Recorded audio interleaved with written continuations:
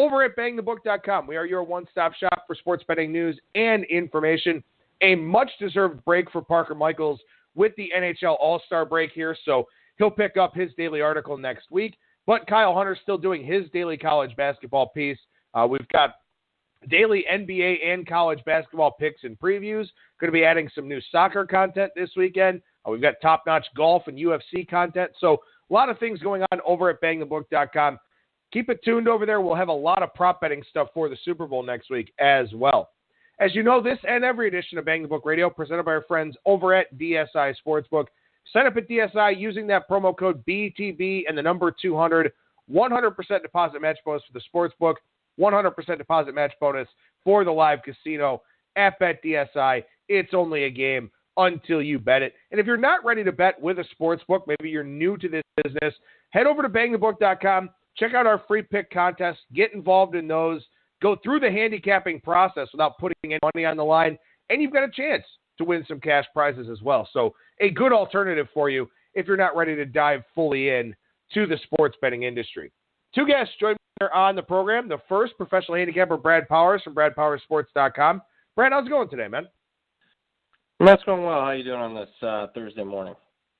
Doing well, buddy. Appreciate your time as always here, man. And you know, I've been talking Super Bowl. I've been talking college basketball all week already. Let's change it up a little bit here. It wouldn't be a segment with Brad Powers unless we talked something about college football. So in your evaluation, in your preparation, whatever you want to use here, any interesting nuggets that you've found, whether they're from the 2018 season or for the 2019 season as you've been working on college football?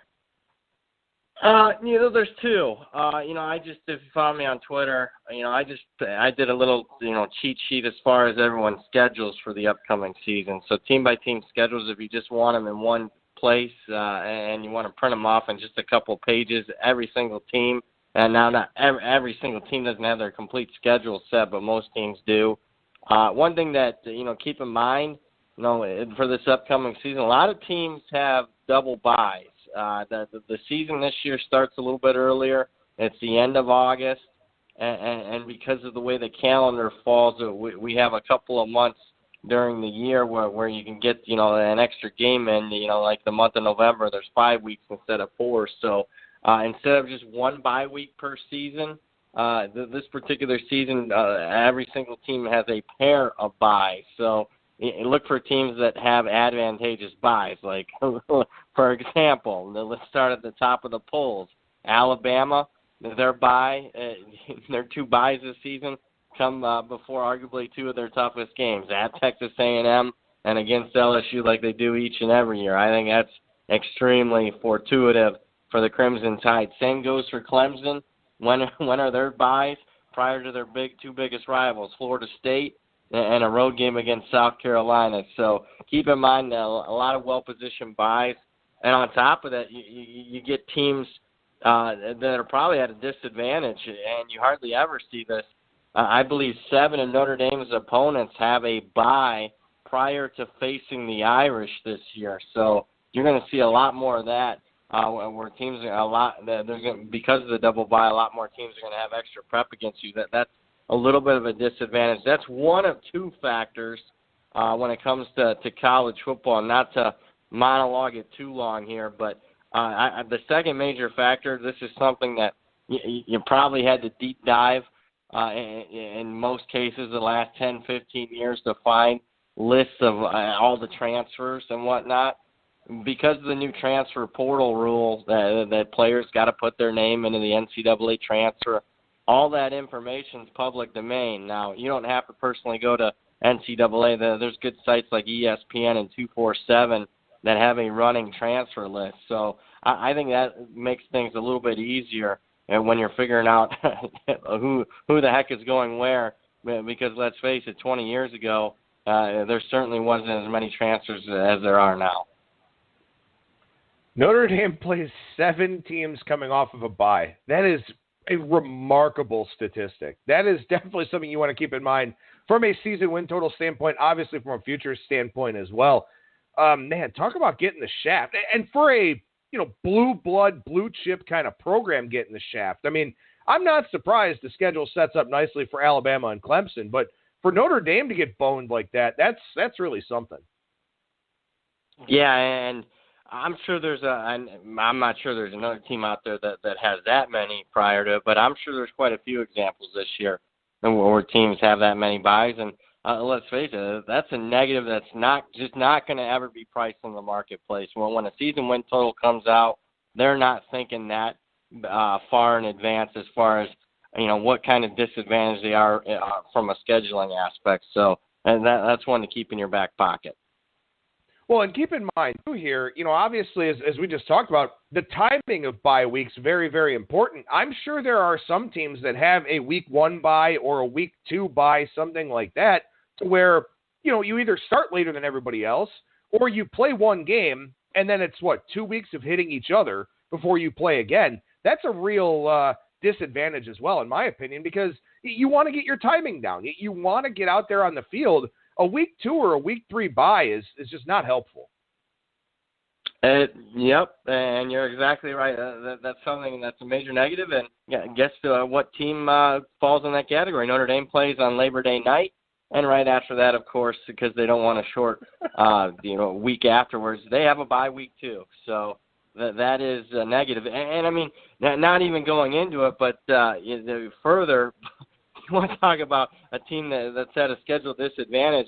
I mean, a team like Georgia that doesn't have a bye prior to Notre Dame, the two teams they play prior are Murray State and Arkansas State. So, I mean, you almost could say, hey, they do have a bye. So, yeah, on the surface, Notre Dame's schedule doesn't look too bad this year, but because if you really deep dive into it, they're at a major disadvantage. So everything you said, your instincts are right. There are quite a few teams that have like week 2, week 3 buys, and I got to think, that's not going to be optimal for a lot of these teams. You'd probably, preferably probably after non-conference play, right? After 3-4 games, have a bye, play another 3-4 games, and then have a bye. That would be, in an ideal world, if I was a head coach, that's what I'd want. That's insane. That is crazy for Notre Dame. Obviously, we've never heard of anything like that because we didn't have the 2 bye weeks, but that is astounding. All right, let's chat Super Bowl 53 here. Let's talk about initial movement, initial thoughts here on the number. We can obviously deep dive some more into the game next week with 2 weeks lead up to this game. New England, basically 2.5 market wide. Bovada, the only offshore 3. Are there any 3s out there at the brick and mortars in Vegas right now, Brad? Yeah, I haven't seen anything, and of course I haven't driven up to Mesquite yet or anything like that. I haven't seen anything. At 3, obviously, the South Point made some news a couple days ago. They went to 3, and it lasted for, 17 minutes. They took 6 figures and went right back to 2.5. Now, the question is, will it go to 3? I do think so. Keep in mind, the public's not getting too involved right now. They might be a little bit, but most of the public action is not going to come until next week, and really, honestly, later next week when everyone from around, the country and the world comes into Vegas and starts betting this. So I would say the chances of 3 showing up in multiple books, especially here in Vegas, is really strong. So what does that mean? I could not understand for the life of me right now, if you want to bet the Rams, do not bet them right now. Are you kidding me? I mean, who in the heck in their right mind is betting the Rams right now at 2.5 when chances, I think, are very strong that you're going to see 3 being the most key number in all of football. I mean, nearly 10% of all games fall on 3. Do yourself a favor if you're going to bet the Rams. Wait, hold out. I do think you're going to be able to get a 3. On the flip side, if you're going to bet New England, I would say do it now. I don't see the number going back down to 2 or 1.5. And let's face it, 2 probably means a little bit more than what it did because of the new kicking and PAT rules, but it really doesn't matter. It's inconsequential. Where it is consequential is it going up to 3. So if you want to bet New England, bet it now. If you want to bet the Rams, I'd say wait. Well, and of course, shop around for the best 2.5, obviously. I mean, you've got some 2.5 minus 105, minus 110, minus 115. Every cent of juice matters over the long term in terms of your return on investment, your break-even out there on New England. if that's the side that you're interested in. But, Brad, something I started thinking about a little bit yesterday, when you and I broke down the Patriots-Chargers game, it was kind of like the old school handicap versus the new school handicap of terrible spot for the Chargers. They could very well have been the better team. Spot was just so bad. The coaching advantage for New England over Anthony Lynn. I'm sort of wondering about this game, if that quant crowd does come in on the Rams as we get closer to kickoff, and if this becomes something of an old school versus new school handicap of Brady and Belichick have been there, Goff and McVay haven't. But I think a lot of people do believe that the Rams, if these two teams played 10 games, I think the Rams would be favored to win 60% of those. So I'm kind of curious to get your thoughts on that, if this is sort of setting up as the same type of old school versus new school handicap. Yeah, I think you can make a case. The analytic crowd is going to, probably prefer the Rams. They prefer, maybe not so much when it comes to the style of play, when it comes to, McVay's, analytical head coaching. In fact, there's studies out there that say that he's not very analytical. In fact, some of his decisions, including that going forward on 4th and 1 in the NFC Championship game at the 1-yard line, is about as old school as it gets. Most guys now would go for it, the analytics would say. So, you get the LA crowd here for Super Bowl weekend.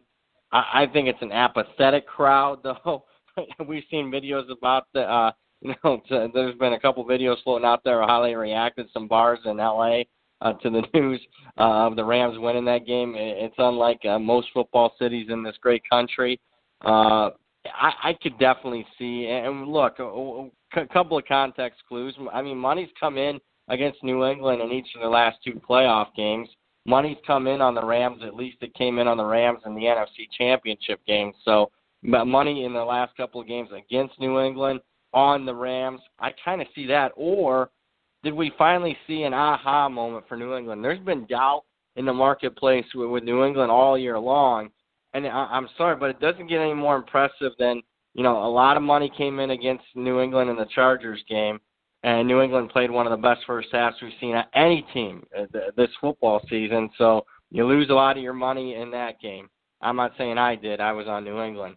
Then in the next game, in the AFC Championship game, a lot of people, that line ended up closing, 3.5 in some spots with Kansas City. It was 3 most of the week. Late money came in on Kansas City.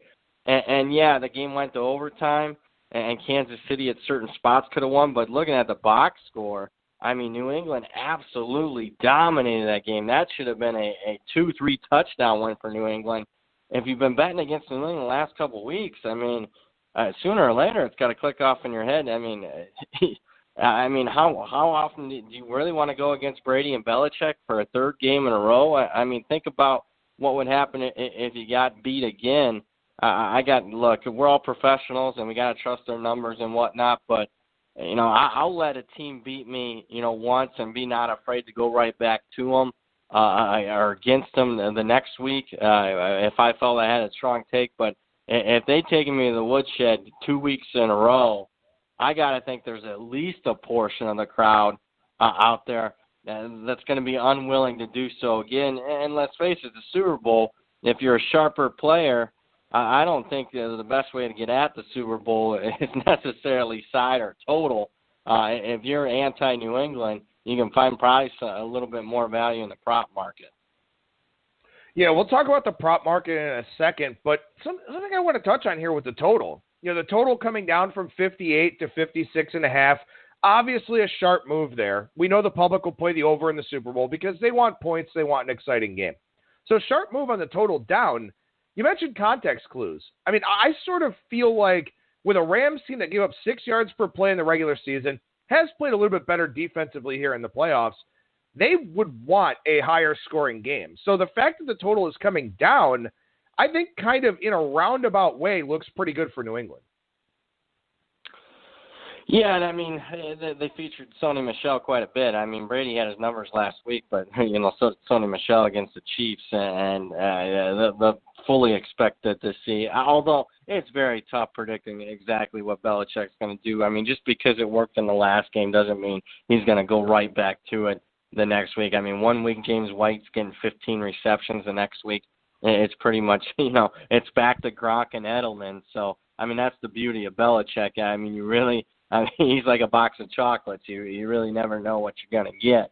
But, yeah, I agree. If it's a lower scoring game, probably favors the Pats. And the Rams have been leaning more run heavy. At least they were at the end. And, prior to the NFC Championship game, they had 3 consecutive games where they had 40 rush attempts or more. They hadn't done that at all in their first 14 games of the season.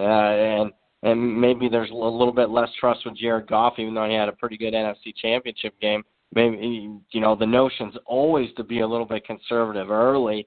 And even New England and Belichick, no matter how many times they've been in the Super Bowl, they've always been conservative early. I mean, it's out there that they've only scored 3 points combined in their previous 8 Super Bowls, that 3 points coming in the last one. So, I expect the Rams to probably be a little bit conservative out of the gate, New England to be conservative. So there's no question about it. The expectation, at least right now in the market, it's going to be a little bit lower scoring than what the bookmakers thought. But I'll say this, it's going to get to a point now where, maybe it goes a little bit lower and you maybe get some context clues then. But you and I both know if you're asking me where it's going to close, I think when the public money shows up here, you're exactly right. I mean, money's going to really come in on the over in this game, and this is the one game where the public can have a say. All right, so let's talk about the prop market here, and we'll talk specific bets that our guests like on next week's show. But, Brad, there are 800-some-odd prop books. Some of the offshores even have over 1,000. So a lot of things for you to try to figure out. How do you organize your prop betting strategy? How do you start putting together your plan of attack? I mean, first and foremost, there's 2 different methods to go at this. I mean, there's a handicapping aspect or there's just a pure betting aspect where you just get, pick off bad numbers. Now, the problem is if you're just picking off bad numbers and if you fully know what number should be priced at, just from generally speaking, how many points should be priced as far as, first half compared to second half and stuff like that. I mean, it's one thing to pick off bad numbers because you can get some big-time middles when it comes to Super Bowl prop betting. And it's a different, releasing something to your customers that are coming into town Super Bowl weekend, and it's kind of easily accessible to get it. So 2 different thought processes there. I think generally speaking, if you got an idea of, where, like, let's say New England, I'm hypothesizing at this point that I think Bill Belichick's very familiar with the Rams, top wide receiver, Brandon Cooks, or at least he's one of them along with Robert Woods. He's seen Brandon Cooks in practice, knows his strengths and weaknesses. Why? Because he was in New England last year. So I do think, I can tell you right now, I'm going to be attacking Brandon Cooks, the wide receiver for the Rams, under, because one thing that Belichick does, he takes away what you do best and just likes to take it away. He likes you to play left-handed. And let's be honest, I don't know what the situation is with Todd Gurley and C.J. Anderson. Gurley looked fine in the divisional round, didn't look fine the next week. So I think you're going to have one of your easiest bets of the year on Gurley over or under, depending on whether he's healthy or not. I'm expecting his rush yards and whatnot to be priced probably in the upper 50s. That looks awfully cheap, but he only had 10 yards in his previous game. So that could be something you could attack. But to be perfectly frank, I would say be very careful if you're not a pro at this and you think, something's going to be going one way, like your handicap of the game says there's going to be this. Be careful overextending yourself, because if you are wrong on how the game is going to be played, you can find yourself in quite a bit of a hole if you're just wrong on how the game is going to be played, because you got 6, 8, 10 bets going in that direction. Try to diversify. I would say number one rule, diversify in your portfolio a little bit for a little bit of protection. Be very careful, I would say, betting needle in the haystack props. Who's going to score the first touchdown? Who's going to be MVP? I would much prefer to bet on stuff that have a clear-cut answer, yes or no, over, under. to get a clear-cut answer. Exact margin. I avoid that. I mean, again, that's needle in the haystack type of stuff there. And, of course, just like any other side or total line, shop around. I mean, there's differences between 15 yards with individual player prop. If you're in town for the weekend, rent a car or at least walk up and down the strip to the different places. You can find some better numbers at different places. Well, I actually got an email question about this, and, unfortunately, I don't have the concrete answer yet. I'm going to ask somebody who's a little bit better at math than I am. But John reached out via email and mentioned that, he's got multiple outs and he's looking at differences and middle options, for this prop betting market. And he sent over a couple of examples here. Over at BetOnline, Tom Brady pass yards over 295.5, minus 114. Over at MyBookie, Brady pass yards under 319.5, minus 115. Oh, wow. That's a 24-yard middle. So I guess the question is kind of, do you play the middle or do you play the over on the lower number or the under on the higher number? That's a good point. I would say probably play in the middle more. The chances of it falling in between, I get it. Play more towards the thing that you think is actually going to happen.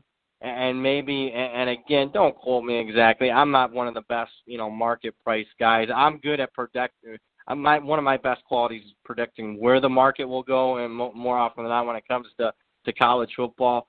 To me, if you got an opinion already, take the lower or the higher, lower of the number if you want to, think that Brady's going to go off and bet the over, or vice versa. If you think he's going to struggle, take the higher number, bet under. But also, like I just said, diversify your account. You don't have to take all the way back on the hedge, but maybe 50% on the hedge back on the other side, because that is a substantial middle there, 20-some yards. It's just something you wouldn't find in any individual player prop during the course of the regular season or even earlier playoff games. Yeah, I'm going to see if I can figure this out, because his question is basically, how do you calculate if these bets would be plus EV given the difference in the totals along with the juice? And I just got this about an hour before the show, so I haven't had a ton of time to dig into it. I'm going to do that, and I'm going to reach out to some people that I respect that come from more of a quant standpoint and check with them. But definitely look for these middle opportunities that are out there, and of course, always shop around for the best line that's out there. So, and you mentioned diversifying, and this is something we can talk about next week, but this is the last point I want to make here. If you like the Patriots, like let's say you want to take Patriots minus 2.5 or Patriots money line, why not play Jared Goff to win the MVP plus 250, plus 225, something like that? If the Rams are going to win this game, it's probably going to be because of Jared Goff. So there's your protection at plus money on your New England investment. And I think that's, one of the things you're talking about in terms of diversifying. If you like New England, don't load up on New England overs, because then you're just really exposed on one side. Yeah. Or somehow, New England they find ways to win, unlike any other team in football. You could be right. New England wins and they completely play a different style than what you're totally expecting. So, that's what makes, betting New England Super Bowl is quite tough. Belichick has a completely different game plan, it seems, from a week-to-week basis, let alone a year-to-year basis when it comes to the Super Bowl. So, again, diversification, avoid needle in the haystack. Everyone wants to bet a little to win a lot.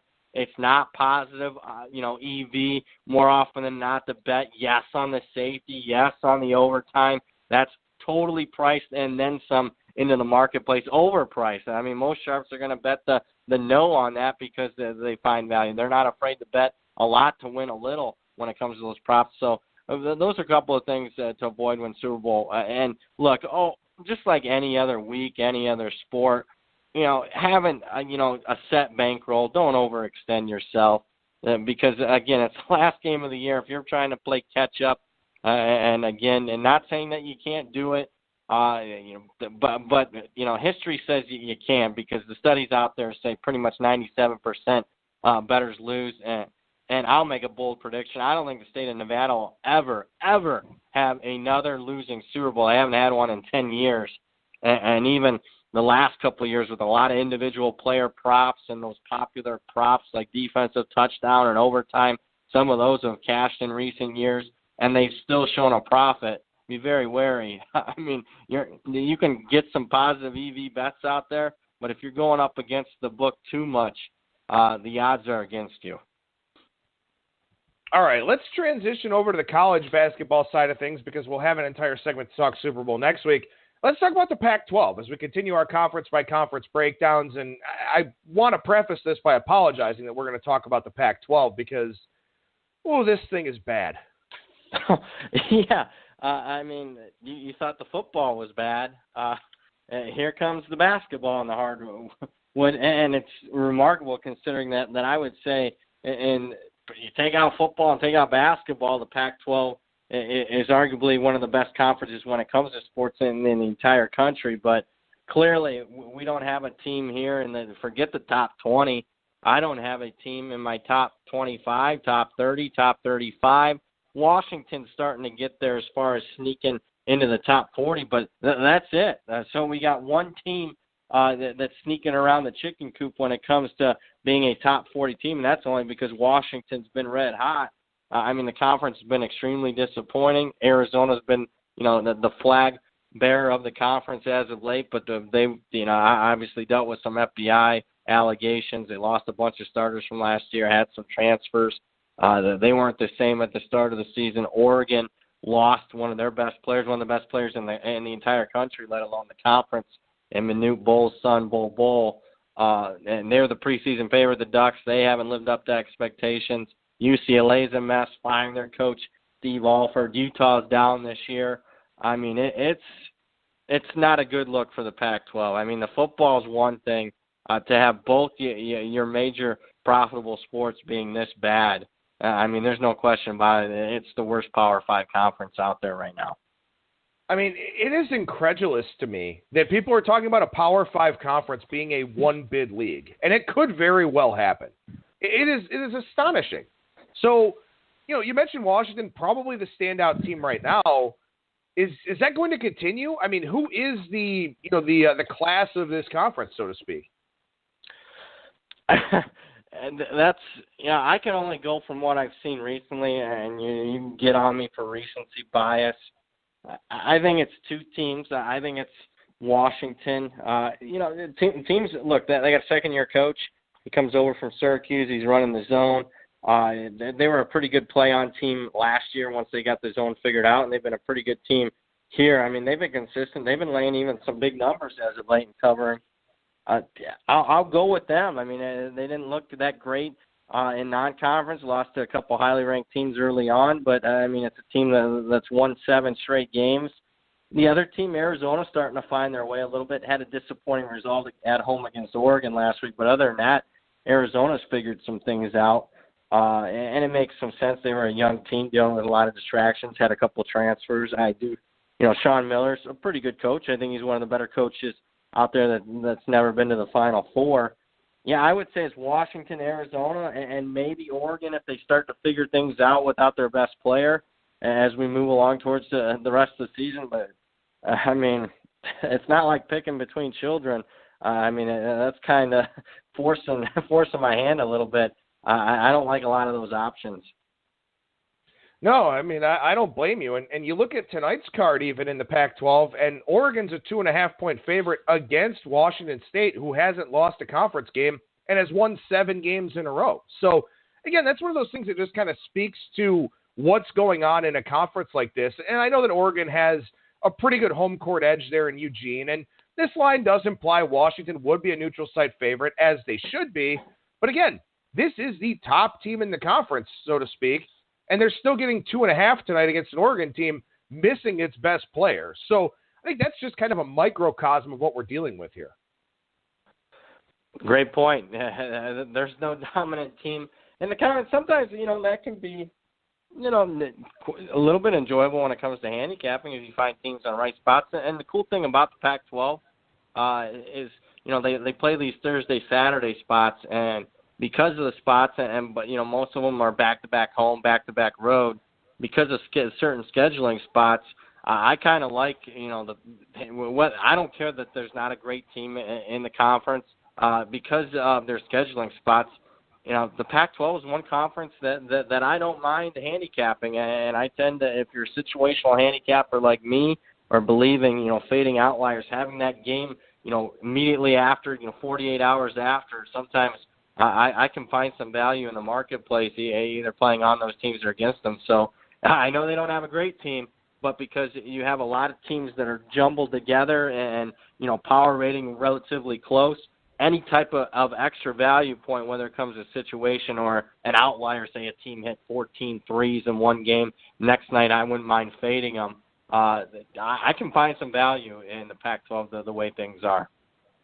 Well, and I like to do a lot of situational handicapping in the NBA and college basketball just because, I think that it still works. I think a lot of those methods are still applicable here. And when it comes to the Pac-12, you don't have a team that I would say is good enough to overcome a lot of those tough spots. You get tough spots in the Big East or something like that where a team's got to go all the way out to Creighton and play in Omaha and then play in DePaul before heading back home. Maybe you've got a team that's good enough to overcome that. I think you get a lot of teams that fall victim to situational spots in conferences where, a lot of those teams are interchangeably ranked. You do. And one thing that I started buying into Washington is they overcame one of those scheduling quirks when it comes to the Pac-12. They played back-to-back road games in Utah and Colorado just a couple weeks ago. Now, either one of those two teams aren't very good, but the market's going to take that into consideration. Both teams unique, and you're playing in elevation. You're playing two games in a matter of 3 days on the road, and yet Washington won both games, covered both games. To me, because they overcame that situational spot and covered both, to me, that's when I started buying Washington. Now, coming up here, if you're looking at their feature schedule, next 7 games, 5 of them are on the road, so they're definitely coming up to their most important stretch of the season.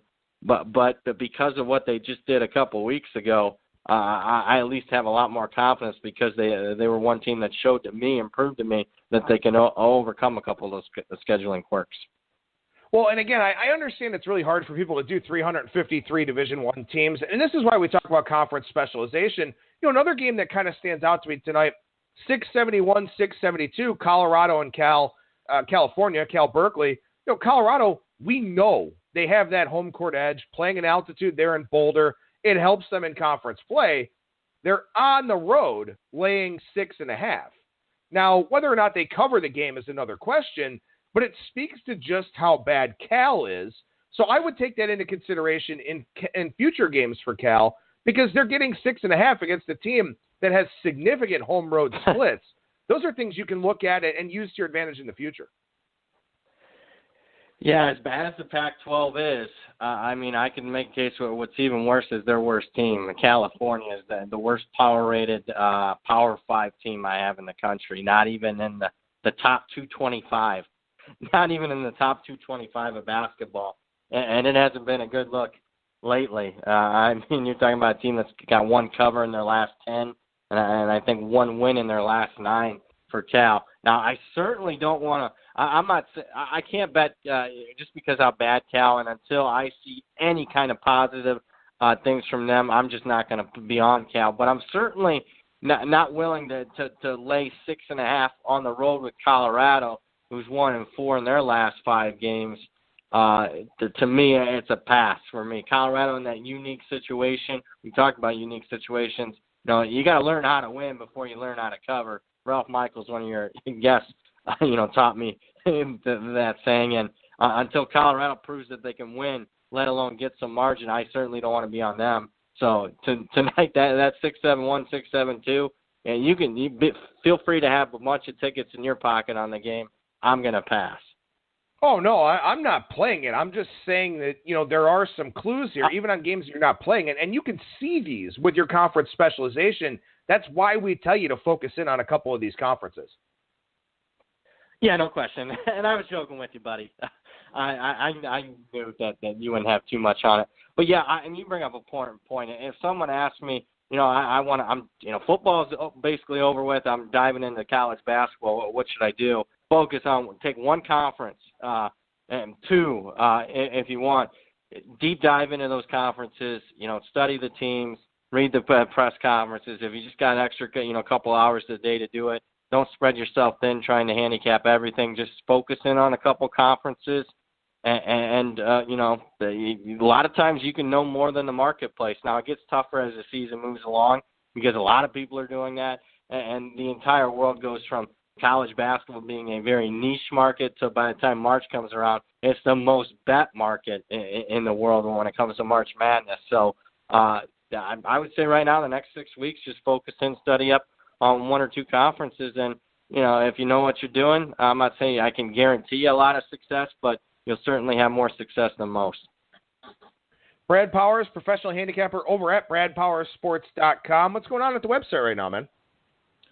Yeah, BradPowersSports.com. I talk about it all the time. It is my newsletter, and, I got a special issue coming out next week as far as the Super Bowl. We'll get you covered as far as all the props and, of course, the game prediction and whatnot. But I'll tell you what, I'll throw that Super Bowl issue in for free if you sign up early for next season. And keep in mind, you're going to be covered not just for this year's Super Bowl, all the way through next year's Super Bowl. The price of that newsletter is $69. Number one newsletter in the country, last 4 years running. And combine every single college football pick, every single NFL pick for the last 4 years. We're talking more than 600 games of sample size.